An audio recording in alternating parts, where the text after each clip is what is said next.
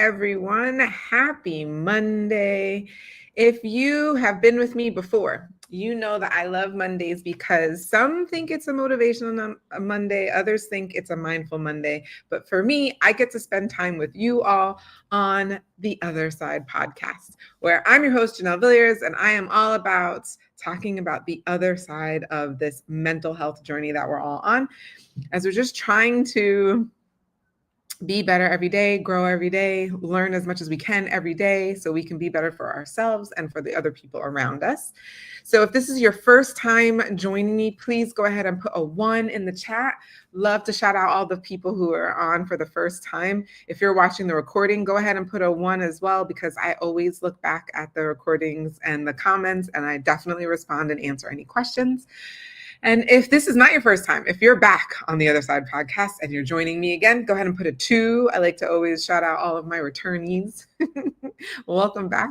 Love to have you. And so a lot of times people give topics, and there have been some really great topics that have come on. Last week we had on Ikiko Bass, who is amazing. She is a suicide survivor, and she was giving us a lot of tips and knowledge and information for all of us, whether we are going down that path where we're feeling like we want to end it all. To be honest, I know that there's some people who sometimes think that. And so you are not alone. You are not the things that you keep telling yourself. People really do want you around. Life would be better with you in it. And so please, if you're feeling that way, please reach out to someone. If you have a friend who seemingly is strong, is always seems okay, please reach out to your strong friends, as they say, the ones who are always there for you. Check in on them, see how they're doing, see if maybe you couldn't be a listening ear for them.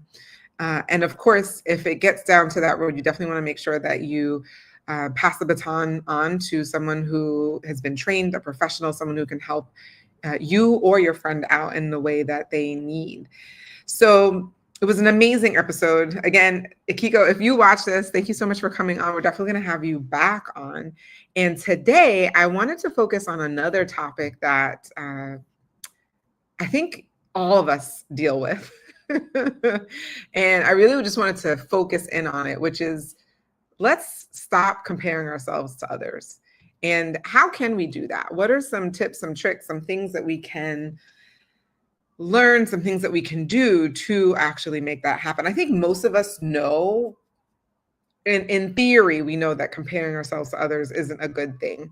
And so I just really wanted to take a moment to really delve into that and get into lots of different things, but mainly, why is it a bad thing?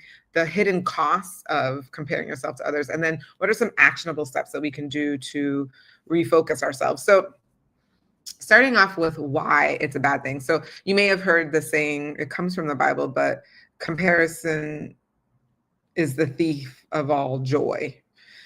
And so basically, comparison steals your joy. Not only does it steal your joy, I think it also steals progress and your dreams, your ambitions, your goals.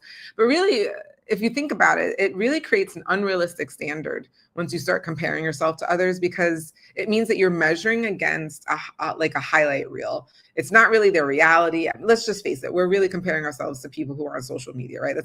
That's really where we are. Maybe you're comparing yourself to someone in real life, someone around you, but for the most part, most people are doing it just through the everyday scroll of social media.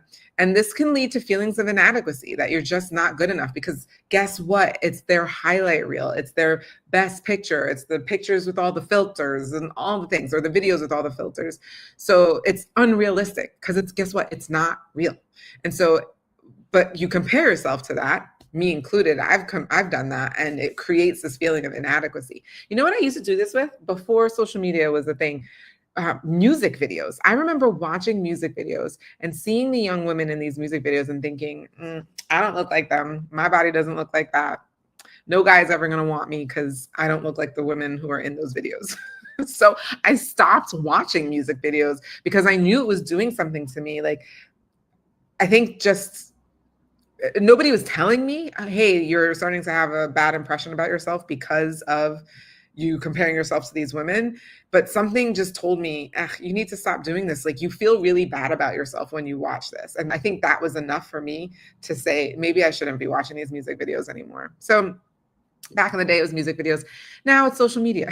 I know music videos still happen, so that's still a thing. And you might find yourself having similar feelings with music videos, commercials, movie stars, any of the above, right?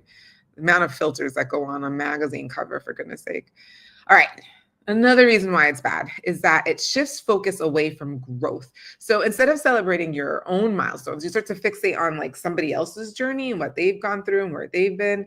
And so it hinders your own development, your own personal growth and development, because you're focusing on where they've been. And so then you start to like compare your milestones and you're like, oh, they did this in this amount of time, so why haven't I done that in that amount of time? You know, they did this and it seemed like it was really easy for them. They didn't have any challenges. But again, you're looking at their highlight reel. You're not seeing all of the challenges that they did have and the hardships that they did have. So it takes away from what you've accomplished, because a lot of times we don't even realize how much we have accomplished. I know recently somebody asked me, well, how's your 2024 going? Or if you had to look back, right, and think about that. And I realized, man, I've actually accomplished so much more in my 2024 than I realized. And it's because I'm so focused on the next thing, the next goal, that I actually like forgot that so much has happened this year and what has been accomplished. So I think it's just a reminder that when you are looking at somebody else, you forget your own milestones, you forget the things that you have done and how amazing you are. Number 3, it is basically one of the easiest breeding grounds for negative self-talk. I mean, talk about, or I should say triggers. It's probably one of the biggest triggers for negative self-talk, right? You're constantly comparing yourself to someone else and you start to critique yourself. Oh, I don't look like him. You know, my muscles aren't as big. My shoulders aren't as wide. Oh, I don't look like her. My waist isn't as thin. My skin doesn't look like this. My hair doesn't look like whatever, right? And so then next thing you know, which is what I was doing in those music videos, I recall, is that I started having these really, like, I could remember thinking to myself, like, oh, I'm not good enough. Oh, no guy will ever want me. Oh, like, all these things watching these music videos. I'm telling you, the things that we say to ourselves in our head that we don't say out loud, sometimes I wouldn't say these things to like my worst enemy, right? We really do have a lot of negative self-talk. And so one way to clamp down on that negative self-talk that you're having is to don't put yourself in the ability to be triggered. So it is just a really big impetus for a trigger, or it is the trigger itself for negative self-talk. And we all know that it's harder to appreciate your unique strengths, your unique accomplishments, if you're having that negative self-talk about how you're a bad person, you're not enough, you're not worthy, like all those things. So those are 3 reasons why comparison steals your joy. Now let's talk about the hidden costs of measuring your life against somebody else. So it totally erodes your self-worth. If you're continuously measuring yourself against somebody else, it really diminishes your confidence and your sense of value is completely warped. I mean, honestly, just completely warped, because you keep comparing. And then you end up criticizing yourself. And then when you're criticizing yourself, you don't enjoy yourself anymore. You don't see your uniqueness. It totally takes a hit on your confidence. Hey, Mitch. The second hidden cost is it's a complete waste of emotional energy. You spent so much time and energy comparing, and that could be used doing something else. You could be using that time to do self-improvement or pursuing your own passions. But because you spend so much time, whether it's in the scroll or watching TV or watching music, whatever that is, you just that's a waste of time. You could be doing so many better things. You could be out there saving the world. No, but seriously, you could be doing things to either help yourself or help your family, your loved ones. I know you've got some goals. I know you have some ambitions. And so you could be spending your time working on that instead of wasting it comparing yourself to others. The third hidden cost are strains in your relationship. So you can all of a sudden have feelings of jealousy or envy stemming from this comparison, and it can create distance in friendships and other close connections, right? Because if you're comparing yourself to whatever you see on social media, you're probably comparing your friends to what you see on social media, or how close are they to whatever this perfect thing is, or this ideal that you've pictured in your mind, even with all the filters and all the other things. And then like you can start to create this weird jealousy or envy coming from that. It's wild how that even comes about. And you're like, oh, but I just watched this thing on TV, or I've just been on social media. Like, how could it make me jealous of my friend? It's because you keep comparing. You're comparing yourself to what you don't have, what you're seeing on social media. And then you're comparing your friend to it too. And maybe they're a little bit closer to you, to whatever the ideal thing is. And get this, they don't think that they're that close to whatever their ideal is. It's just like this really weird wasteland of jealousy and some envy and things like that. So happens all the time. I definitely think it's a hidden cost. And so what are some things that we can do? So what are some actionable steps that we can take to start to move away from this, right? Oh, so glad you're getting value from this, Mitch. So what are some things that we can do? And so I came up with a list of 3 things I thought would be helpful. And those 3, number 1 is practicing gratitude. So if you focus on what you have achieved and what makes your life meaningful, and you keep a gratitude journal, if necessary. I have a gratitude journal every single morning. I wake up and write down at least 5 things that I'm grateful for. I'm grateful for all of you for joining me every single Monday.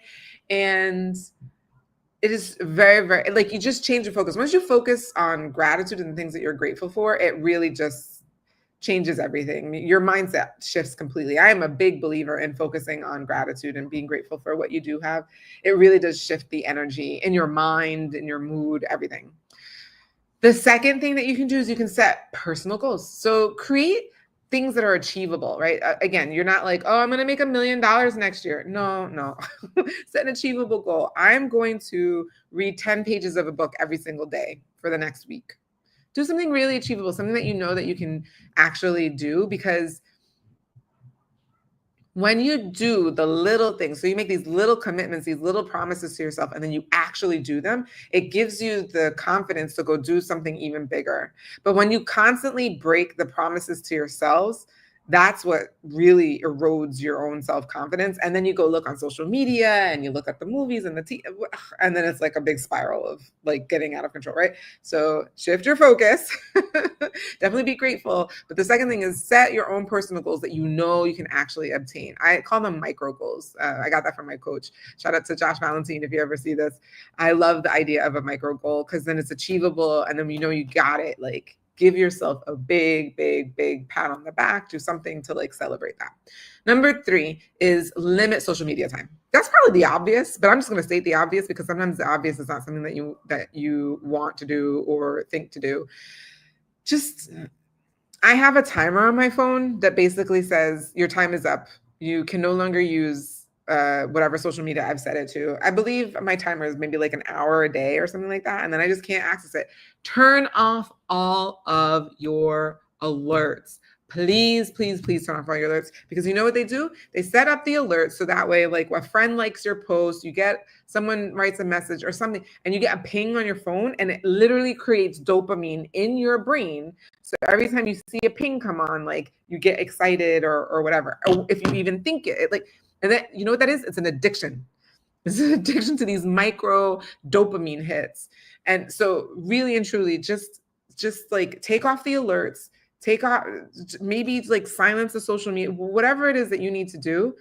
But just the timer thing that I have set, I don't know what it is for Androids, but I definitely know with iPhones, this is something that you can do. You can set your social media, you can set any app to a time limit where you can only use the app for a certain amount of time a day. Highly, highly, highly recommend that. It's the most obvious thing. It's simple. All of these things are free, so it doesn't cost you anything. But I will tell you, it's costing you your mental health. And I don't think that that's worth it. So something to consider. All right, so let's wrap up and let's talk about do a wrap up of what we talked about today. We talked about why is comparison bad for you. So the 3 reasons why it steals your joy is that it creates unrealistic standards, it shifts your focus away from your growth, and it is a huge trigger for negative self-talk. So what are some of the hidden costs for measuring your life against others? Number one, it erodes self-worth. Number two, it wastes emotional energy. And number three, it puts a strain on your relationships. Please, please, please spend that time doing something else. And finally, what are some actionable steps that we can take to refocus on our own path and thriving? Number one, practice gratitude. Number two, set personal achievable goals, micro goals. And number three, limit your social media time. Please, please, please limit your social media time. All right, this has been another episode. If you got value from it, please put a V in the chat and let me know that you have found this valuable. Share it with your friends, tag them, tell them, hey, you should check this out. Whatever you can do, it is absolutely free to do that. It doesn't cost you anything. But what it does do is it tells the algorithm that what we've got here, what we're talking about here is important and should be shared with other people. This has been amazing. Thank you so much for coming on. Thank you so much for your continued presence with me in this journey that we call life. I know that I'm not alone when it comes to really wanting to work on this side of ourselves. So I'm really grateful for all of you for joining me. I will see you next week. Have a great week, everyone.